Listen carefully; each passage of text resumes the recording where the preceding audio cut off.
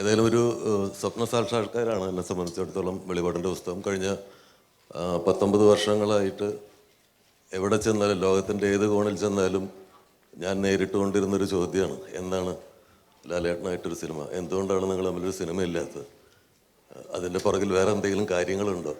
ഒന്നുമില്ല, നല്ലൊരു കഥ എനിക്ക് അദ്ദേഹത്തിൻ്റെ മുമ്പിൽ പ്രസൻറ്റ് ചെയ്യാൻ പറ്റിയില്ല എന്നുള്ളത് മാത്രമാണ്. ഞാൻ അസിസ്റ്റൻറ്റ് ഡയറക്ടർ ആയിരിക്കുമ്പോഴും അസോസിയേറ്റ് ഡയറക്ടർ ആയിരിക്കുമ്പോഴൊക്കെ അദ്ദേഹത്തോടൊപ്പം വർക്ക് ചെയ്തിട്ടുണ്ട്. അന്ന് നല്ല ബന്ധമുണ്ടായിരുന്ന ആളാണ്. പിന്നീട് അദ്ദേഹത്തിന് വിശ്വാസം തോന്നുന്നൊരു കഥ എനിക്ക് പറയാൻ പറ്റിയില്ല എന്നുള്ളതാണ് സത്യം.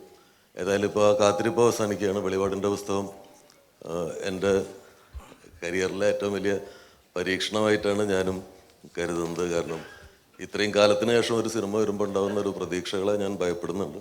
എന്നാലും ഒരു നല്ല സിനിമയാവാനാണ് ശ്രമിക്കുന്നത്, രസകരമായിട്ടുള്ളൊരു സിനിമയാവാനാണ് ശ്രമിക്കുന്നത്.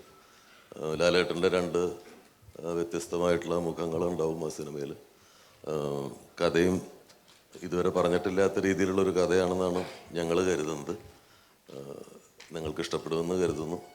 ഒരു SSLC പരീക്ഷയ്ക്ക് തയ്യാറെടുക്കുമ്പോഴാണ് ഇതിനു മുമ്പ് ഇത്രയും ടെൻഷൻ ഉണ്ടായിരുന്നത്. അവസ്ഥയിലാണ്. ഏതായാലും ടീസർ കാണാം.